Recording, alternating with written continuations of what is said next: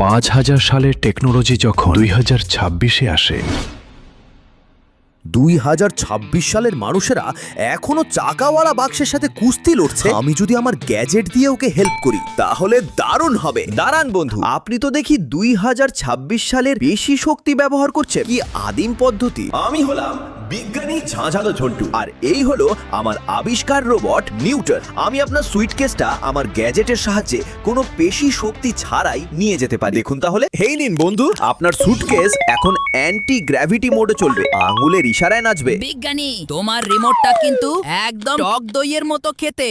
Newton, ওটা খাওয়ার জন্য নয়। Stop stop stop. আরে আমার সুটকেস কোথায় যাচ্ছে? প্লিজ এটাকে নিচে নামান।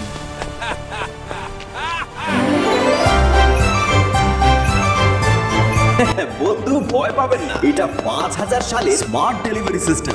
আপনার সুটকেস নিজেই আপনার বাড়ি চলে যাবে, হয়তো মঙ্গল গ্রহ হয়ে। এই বোমাটা কে ফেললো? স্যার, ওটা বোমা নয়, ওটা 2026 সালের মানুষের অলস্যতার ফল। আমরা শুধু সাহায্য করছিলাম। আরে এ কি? আমার ম্যাগনেটিক বেল্ট কেন 2026 সালে সুটকেসকে ভালোবেসে ফেললো? নিউটন, আমাকে সাহায্য কর। চিন্তা করো না বিজ্ঞানী, তুমিই তো বলেছিলে তুমি আকাশের ধ্রুবতারা হতে চাও।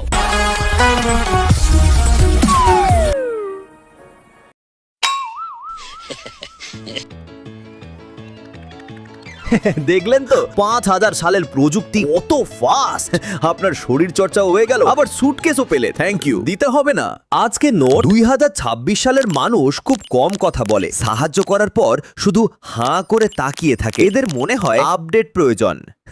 বন্ধুরা, এরকম আরো ভবিষ্যতের সাহায্য পেতে সাবস্ক্রাইব করুন অগাধ জ্ঞানের বাক্স। বিজ্ঞানীকে একটু একটা ইনজেকশন দাও। কি বললি তুই? Shut up.